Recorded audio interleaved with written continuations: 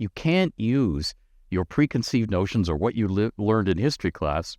The next time you think your job sucks, try remembering that there was a royal chamber pot holder. Just keep that in mind next time you had a hard Friday. Yes. Right? Cormyr is one of the most beloved locations in the Forgotten Realms. Often called D&D's Camelot, it has a long and storied history of chivalry and adventure. Today, Ed Greenwood is here to tell us all about Queen Filfaeril Obarskyr, also known by the nicknames the Dragon Queen, the Dowager Queen, the Ice Queen, and Queen Fee. Lady Filfaeril was wife to King Azun IV and was Queen of Cormyr for the better part of the 14th century DR. She was a brilliant mind who dedicated herself to her realm and to her people. If you haven't already seen our full-length video on Cormyr, you're gonna want to check it out up there. Before I pass it on off to Ed, I just want to say that if you are enjoying these videos, please consider subscribing. It really does help the channel become more discoverable so more people can take in this content and improve their home games. And speaking of Cormyr, if you want to get your hands on one of these Purple Dragon Knights t-shirts, or one of these rad unsupervised wizard mugs, check out Ed's shop, link in the description. Oh, almost forgot. Also, we're going to be at Gen Con Indy 2023 starting August 3rd. So if you want to come say hi to me and Ed, and check out any of the seminars we're going to be doing or attending, please do so. One of the most famous and powerful, too, woman of her time was the Dragon Queen, Queen Filfaeril Selazair Obarskyr, wife of the famous Azun IV. Some folk also called her the Ice Queen because her sharp intellect was always in evidence. She was no shy, shrinking, or naive consort, but brilliant and insightful. She could unleash a look that had daggers in it. As one courtier put it, if irked, could be as forceful and as regal as any confident warrior king, and as the Dowager Queen was the true ruler of Cormyr between 1379 and 1384, between the death of her husband Azun and the coronation of her grandson Azun V. For although her daughter Alusair was regent of the realm, the Steel Regent, and commanded it both militarily and officially, most daily administrative and budget decisions were made by Queen Fee and Lespira Inthre, a warden of the Wizards of War of Cormyr, which meant she was second in command of the war wizards under royal magician of Cormyr, Caladni. Moreover, Caladni, Lespira, and such local lady lords as Mirmeen Lal of Arabel and Tesserel Winter of Eveningstar were loyal to Queen Fee and sought her guidance first, with the full approval of the Steel Regent, who preferred not to deal with what she once called the daily courtesies and fripperies, in favor of seeing to the security of the realm, not just military preparations, but maintaining personal contacts with the younger nobles of the realm to try and ensure their loyalty, and formal diplomacy with its neighbors, though Queen Fee acted as the hostess when entertaining visiting envoys, with Alusair acting as the head of state. That's great, Ed. So I am curious, though, if I were to be role-playing Queen Fee at the table, could you give me some tips on maybe her general disposition? Was she happy being queen? Did she enjoy her role as the primary governess of Cormyr at that time? Yeah, I think she did. I think it was what she did. You know, it was life to her. This was her role. This was her rightful and proper role, and she wanted to do a good job at it. Once Alusair was regent, Filfaeril took little interest in warfare and in doings outside Cormyr, and spent most of her time sizing up folk who came to court, learning of their doings and moods, so as to be of help to her daughter as regent. So formal diplomacy they did together, but the informal diplomacy of the realm at this time was often enacted through Queen Fee's personal undercover agents, Queen Filfaeril's blades. Her Harper connections, notably through the Chosen of Mystra, Dove Falconhand, and by her magical communications with the Chosen of Mystra, Kelvin Blackstaff Aronson, Lord Mage of Waterdeep. Before the ascent of Azun V to the throne, Filfaeril held almost absolute daily authority and far more influence over public and court opinion than anyone else, even if her daughter Alusair was the dashing, popular hero. She was probably one of those people who, would go to bed thinking, yeah, I could have done that better. Next time, sort of thing. But not hatred and self-loathing and therefore lashing out at servants or anything. No. She would be like, oh, I could do better next time. Because she realized, she was a great judge of humanity from a very young age. Fee was a smart child and an old soul, while still an infant, wise to the ways of humans, and a shrewd judge of them. Her mother paid for tutors, retired servants to Selazair, resident Cormyrian nobility, and Fee learned tactics, riding, combat, throwing knives in particular, and chess and card games from them, and regularly bested them at the gaming tables. Always strong-willed, but never aggressive, Fee didn't want to dominate others or order them around, but she thought inwardly about what she wanted, both for herself and for those she cared about in any situation, and set about quietly arranging matters and manipulating folk to get what she wanted, which is why she fell in with the Harpers. She admired their similar ways of getting things done and largely agreed with their aims and goals. She realized, all these people around me are flawed. And by the way, when I say humanity, I'm widening that. Dwarves, elves, half-elves, orcs. I'm sure she thought they all have these same qualities. They're all flawed. They're all selfish, impatient. They have pride. They tend to overlook their own faults or deliberately put them to the side to get what they wanted. And she knew how to manipulate people, not in a sort of cold and calculating way, but it was part of the job. And I think that the one thing she would not do is suffer fools treating everybody else as a fool. That she would have scorn for that. But it would be polite scorn. She wasn't one of these people who screams oaths and throws things. She'd never lose her temper in public, but she would make it darn clear that she was not pleased if she wanted to. She could say, really, good my lord, is that so? Do you really have so low an opinion of, that's the sort of, she could do that. And the thing about role-playing Queen Fee is she's always the smartest person in the room, and she doesn't see any need whatsoever to show it. You just realize afterwards, oh my goodness, she was like 4 steps ahead of me and him and her and everybody else in the room. She was ahead of us all. She knew before we were going to try our little ploy, what ploy it was going to be. That is Queen Fee. She is like the ultimate administrator, and she doesn't forget anything. It's not, oh, I forgot to pay the water bill. That's never her. She'd be the one that says, Margra, please take, that water's been sitting there for a while. Please take it away. We can't have an envoy drinking water with dust on it. Oh, and by the way, make sure the water bill's paid. But the water bill isn't due for a 10-day. Yes. So they'll be so pleased when we pay it now. That's Queen Fee. Yeah.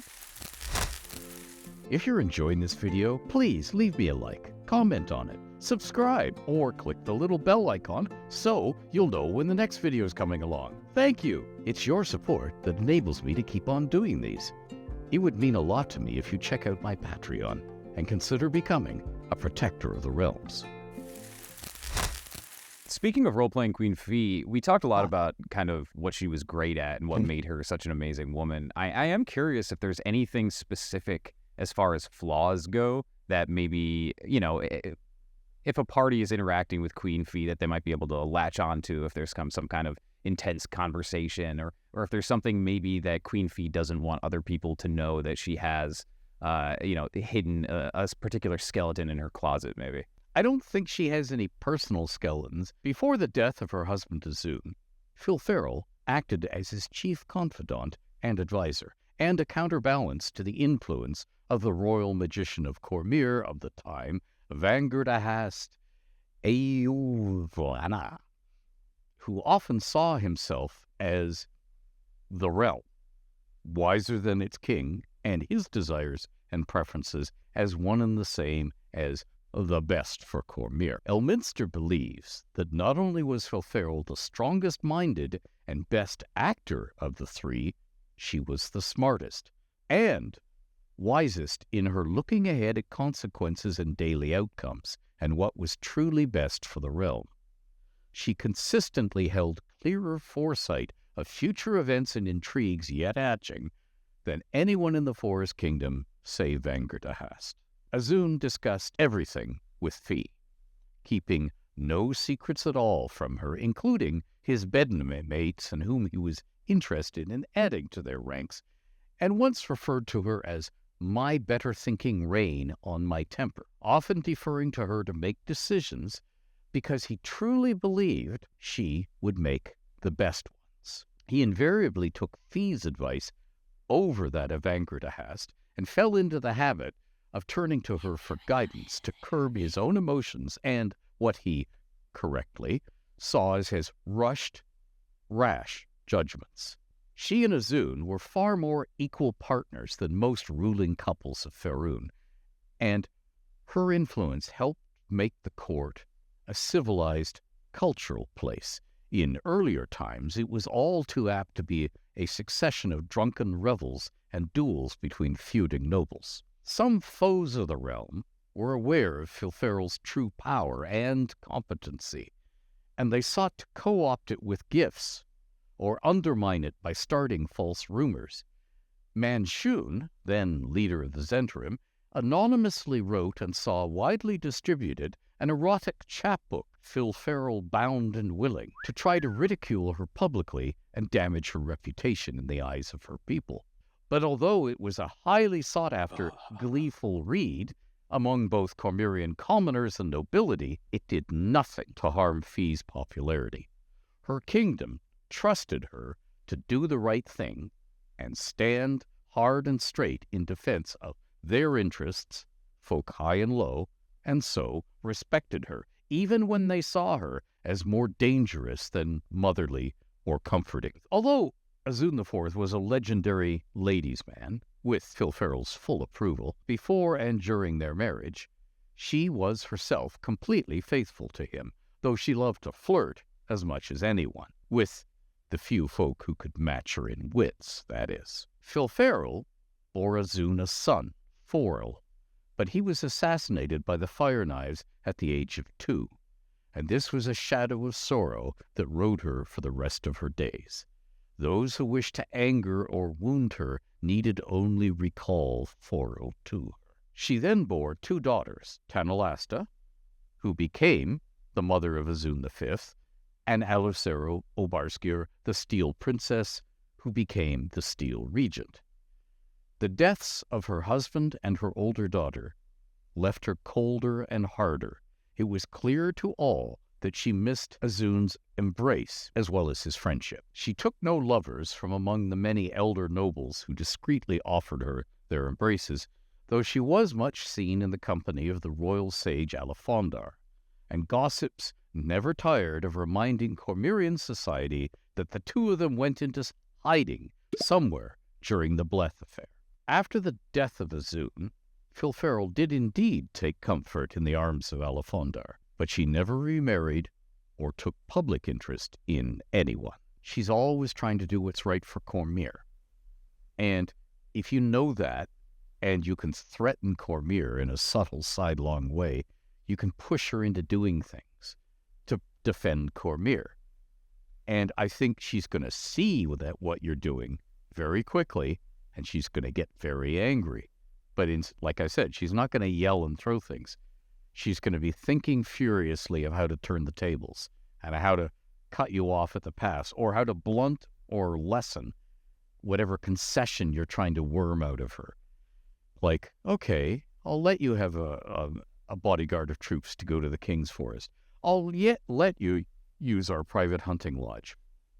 And after you've gone, she then summons high knights and say, get to the hunting lodge right now and make sure you're in full residence when they show up. You know, I mean, she's going to, yeah, but that's her thing. You could push her because she's always trying. And the other thing is, she is not a queen for the nobility. She is a queen for everybody. She has far more sympathy for the commoners.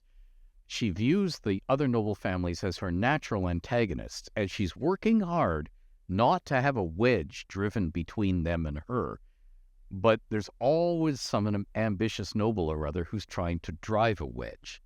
And that's one of the reasons why she didn't disapprove of Selazair sleeping with all the young male nobles she was riding on patrol with, because she saw it as the very thing she was trying to do by forming friendships with their elders, with their mothers and fathers. She's trying to have the noble families as friends so they will be slower to betray the Obarskyrs. And to cut down, you see, even if you have a noble who says, you know, they're not really better than us, they're just first among equals. They're they got on the throne first, but it's time for some other noble house to have it. There are nobles who firmly hold that view. But she would far rather that the nobles feel some friendship to the Obarskyrs rather than ruled by them, so they're more likely to be loyal. And on top of all that, more than a few knights of the realm, high knights, and even nobles pined for her, liked her, and were personally loyal to her.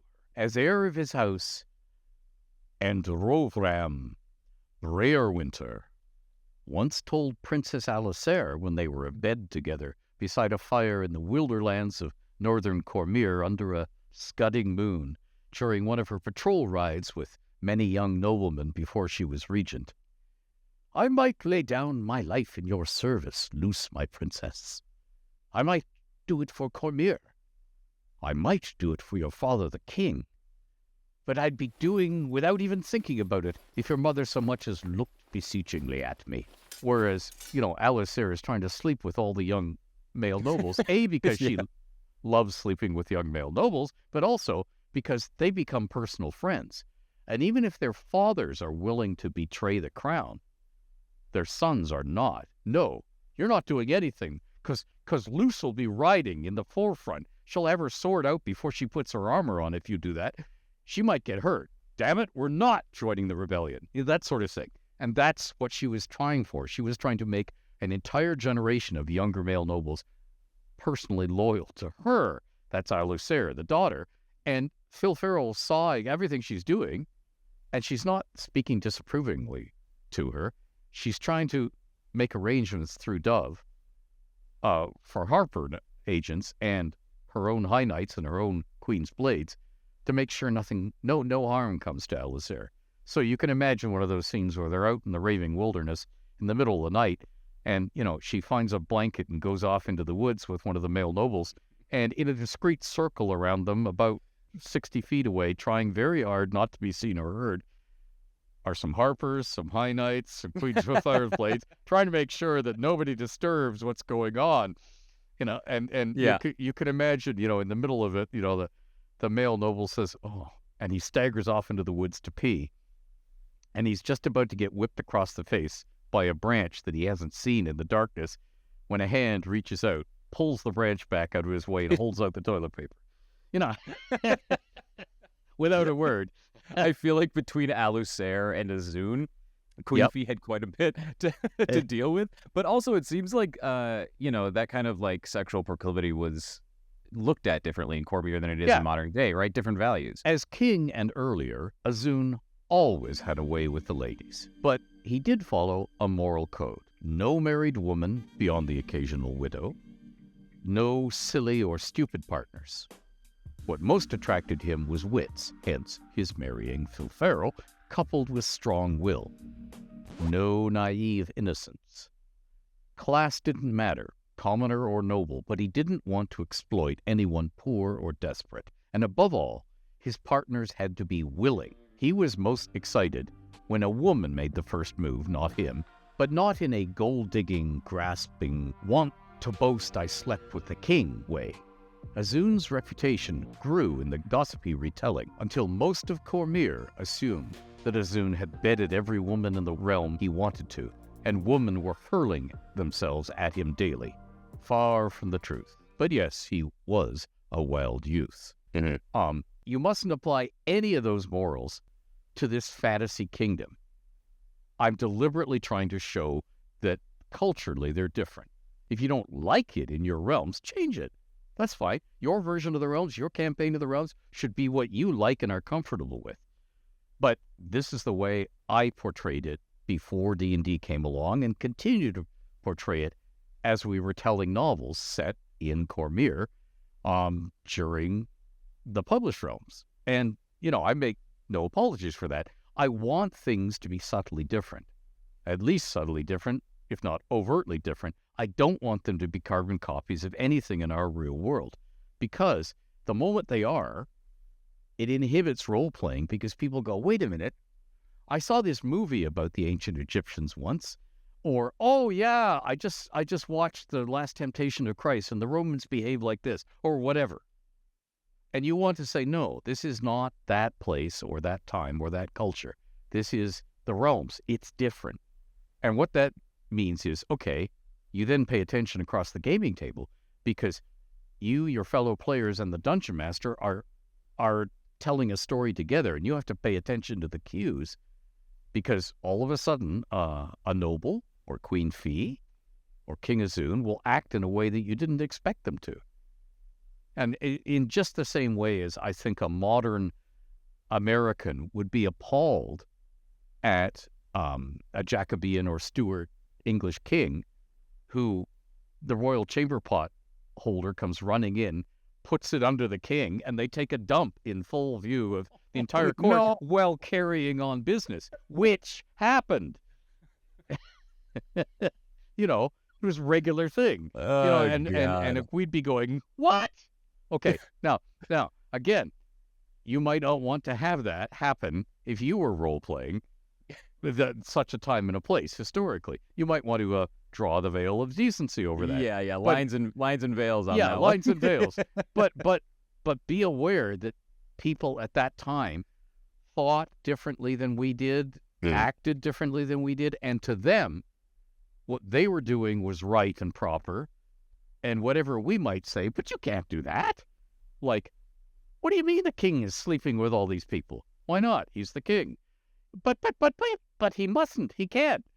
Says who? He's the king. I said, well, God, which God? Which God of all the gods in the realms? So, I mean, again, you don't have to have it different in your realms or have it be just that way in your realms. But I'm putting it there to subtly remind you that this is a different place.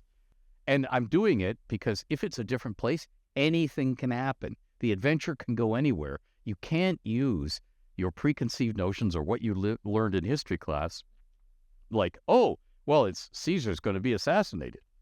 I know because I read it, sort of thing. Yeah, it's like, oh, you don't know what's going to happen because this is not our real world Earth. Yeah, that's all. Right. The next time you think your job sucks, try remembering that there was a royal chamber pot holder. Just keep that in mind next time you had a hard Friday. Yes. Right? Yeah. Oh, yeah. You did briefly mention Manchun and his kind of like insidious plot to make that nasty chapbook to discredit Queen Fee. And I am curious if that was something that was recurrent through her rule. Did she have a lot of issues with Manchun in particular? Just for the audience, if you could touch on that a little bit, and if there was any kind of, strange political machinations happening in the background of that. Manchun's, most of his political machinations were in buying up the loyalties of, blackmailing rich Sembians along the border who wanted to buy lands in Cormyr. And then, as I said in the piece, they're officially in Cormyr, but once they own this large spread of lands, they behave the way they did at home. So they follow Sembian law, Sembian habits, and they're sort of gradually. It's as if poor sharecroppers in some rural part of the United States were suddenly inundated by rich people leaving New York because it's COVID, and they want to live and they buy up everything. They buy up everything, the local post office, the local gas station, all the farms around, and then they begin behaving like the way they were in New York. They're sort of crowding out the local ways of doing things, and they're crowding out the people who, hey, money dropped on me more money than I'll ever get in my life. Yes, I'm going to take it. I need the money. I've been poor for so long. Now I can fix my teeth, sort of thing. And away they go. And you move in and overwhelm. So Manshoon was behind that sort of thing. He was also into destabilizing lords, city lords, everywhere within reach of the Zentrum, because the weaker they, even if he didn't overthrow them or conquer them, the weaker they were vis-a-vis the Zentrum, and the more he gave them to keep them busy, like they're not going to persecute the Zentrum if they're already busy with it. And so he was just doing that everywhere. No, the main thing that Filfaeril had to deal with all the way through her life was catty gossip and nasty rumors being put up by nobles, her own nobles, who were envious of Queen Fee, or were disliked her strong, competent central rule. I mean, they could distract Azun by throwing beautiful women at him, and they could get him to this corner of the kingdom or that corner of the kingdom with a military threat. But it would avail them nothing if they're sitting on the throne in Suzail is Queen Fee, and she's a better monarch than Azun. It profits them nothing, because it's like, I see you, and the horse you rode in on. I'm ready for you. And it's like endlessly frustrating. So they're always trying to undermine her or say, did you know that Queen Filfaeril regularly shape changes and sleeps with goblins? And of course, most people will go, oh, isn't that, tell me, oh, this is interesting. And then they'll picture it in their mind's eye. Ooh, queen with her crown on and everything and nothing else, sleeping with the goblins. And then they go, ridiculous. And then they just dismiss it. But it would be fun so it never worked, because Filfaeril was above all that, and people could see that. And Filfaeril genuinely wanted to be helpful to the realm, helpful to the little people as well as the people already in power, and she wanted to make friends. That's how she ruled, making friends with people. And she was a true friend, as in, if we found out that, your hired hands had all broken their shoulders and arms because they were, a load of lumber fell on them, and suddenly you couldn't clear the crops, suddenly a bunch of people would arrive and clear your crops that she'd sent. And if you were short of food, somebody would come by and say, oh, I need a place to stay for the night. Can I use your stables? And if you said yes, they would prepare a huge feast and then bring you out to the stables, and the smell would be wonderful. And if you were already hungry, they'd say, where did this come from? Oh, well, you see, I always travel like this. And people began to realize, over this pattern, that the queen is there for you. This is your kingdom and not her kingdom. So it was very hard to assault her popularity, because you had a whole bunch of people saying, no, I don't believe it. The queen would never do that. I know the queen. The queen is a friend of mine, a personal friend of mine. They get angry because you are attacking the realm, because they see the queen as their kingdom, and they see themselves as part of the kingdom. So it's an attack on family. So, she mastered it. She knew what she had to do to be a popular queen, and she did it. And that's one of the reasons I wanted to talk about her, because she's endlessly fascinating. The other reason was because we haven't in print, in the official print Realmslore, done enough about her noble family. So people were saying to me, who's House Salazar, and why can I find anything about them? Well, Filfaeril was the last of her minor noble line. House Salazar was ennobled by King Duergar in 476 DR and has country estates west of Dearlun.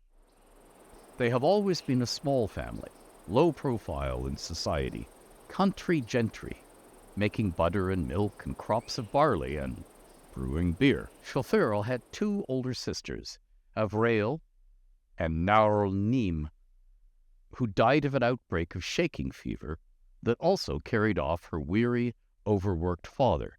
So she and her mother, Berlanalara, who died after Azun noticed Fee but before they were wed, were the last Salazars. Elminster was Fee's seven greats grandfather, having sired her male ancestor Raimon while he was posing as Alamandron Selazair, the real Alamandron Selazair having died violently in Azuz's service, to avoid having Alamandron's doting wife, Nicasia, who had the rare ability to wield spellfire and was an important sponsor of a local shrine to Azuth, go wild with grief and do something with her spellfire that might imperil Cormyr's hold on these borderlands in the face of grasping, ambitious Sembian expansion at the time. Not political, but individual wealthy Sembians buying up Cormyrian land and unofficially cleaving to Sembian rules and ways. Elminster played the part of Alamandron for 3 years to prepare Nicasia for a more gentle learning of Alamandron's passing, that is, a fictitious heroic death years after the real one. Moreover, the Salazars were descended in part from one of Elminster's lovers, the half-elf Nicasia Imru, who never wed El but dallied with him beginning in 264 DR. They were fellow apprentices of Lambert Starim, the Mass, before his death in 261 DR. This was back in Mistranner, for those of you keeping score. And if you manage to use the Wayback Machine and find some of my web columns that are no longer easily reachable on the Wizards of the Coast website, I did a huge, long series of columns where King Azun and Queen Fee end up having adventures. Fee remained Azun's confidant and chief advisor lifelong.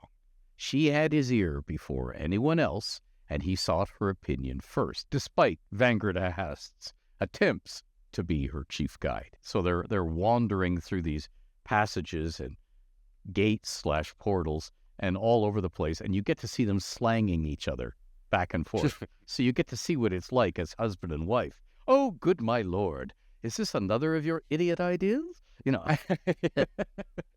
no, my pretty, no, light of my life, it is not. It is Vangradahast's stupid idea. About time you trimmed that wizard. You know, and sort of, you know, and you get to see lots of that going back and forth. Because I had, you know, great fun writing those columns. So if you want to see dialogue between the two of them in unguarded moments when they're slanging each other, find those web columns. They're out there. Trimmed that wizard sounds like a really gross euphemism, but I'm not sure for what yet. Yes, yeah. Okay, so I am curious, talking about kind of going on quests. Let's say, for the sake of argument, we're following the trope that a party happens to have been given access to the queen, right? Audience with the queen. What do you think is a kind of a realistic starting point for players that are about to start playing in Cormyr? Something that Queen Fee might send them to do, for instance, that might, you know, branch off into a bigger adventure. Ah, okay. So, if you're going to be an adventuring band in Cormyr, you need a royal charter. In order to be granted a royal charter, you will have what, for want of better term, is a starter mission. Something you have to fulfill.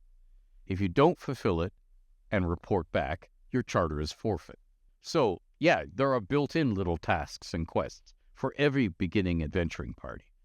And what Queen Fee would probably do right at the beginning is give a fledgling adventurer band an exploration of a frontier area, like the edge of the Stonelands, the edge of the Hullak Forest, particular ruins, to explore and report back. She's not going to give them anything diplomatic, like, don't go and spy on that noble family. No, the one thing you do not want to send is fledgling adventurers whose capabilities you do not know, because that's not going to stabilize the realm when they screw up. She's going to send them to do, or on a border area, like near the Bridge of Fallen Men in the west, or on the ever-contentious areas where Cormyr runs into Sembia and vice versa, you're just going to want them to show the flag. As in, here's a group of armed adventurers with a royal charter. They've shown up. Oh, Cormyr is watching what goes on around here. And if you have particularly difficult things, then it's Archendale is a perennial problem, and they have an attitude, and it would be nice to show the flag there. And if you show the flag through adventurers rather than Cormyrian soldiers who would be seen by the Arcan as invading. Instead, it's just adventurers rolling through. Oh, we just came from Cormyr, where we had an audience with the Queen. Oh, did you? And I suppose she told you to count our sheep again, didn't she? No, she would never do a thing like that. By the way, how many sheep do you have? I feel like that's a little bit cooler than like the rats in the basement trope, though. You know, exploring some ruins, getting out, checking out the borderlands. Yeah, much cooler than having to herd the sheep, which is the usual starter quest. Yeah, and it's really go and explore something and report back before you get into trouble. Like, we don't want you to fight the tentacled monster if you find one in the basement. We want you to get the heck out in one piece and go and report to the local troops. Tentacled monster and the thing. What were you doing down there? The Queen said it was part of the charter. Oh, got it. Okay. And then she wants you to survive and report back. And if, while you're doing this initial patrol, you come up with something that might be juicy to explore, like they say there's treasure under there. So if we can kill that tentacled monster or get past it while the king's soldiers are fighting that monster, maybe there is treasure there. Then she's got you started on your adventuring careers, and the dungeon master cackles evilly and dry washes his or her hands, or its hands, who knows, and tentacles, whatever. Yes, tentacles. Yeah, I am the tentacle monster. Yeah, I am the basement. tentacle It's just monster. me in the DM chair. Yeah. Welcome back to Realmspeak. This time around, we're going to do these. Two of the Underdark races, Duergar, or Duergar, depending on where in the realms you come from, which are sort of evil dwarves that have been affected by the Phase Rest, so they are now their own distinct race, the Duergar. And the Deep Gnomes, who are Svirfneblin. Try that again. Svirfneblin. Hey, it's my shiny news, Svirfneblin. And he said, so what's the name of the royal family of Cormyr? And I said, well, I just always called them Cormyr. They're the royal family. He goes, they need a name. So he named them the Obarskyr. So that's where that name comes from.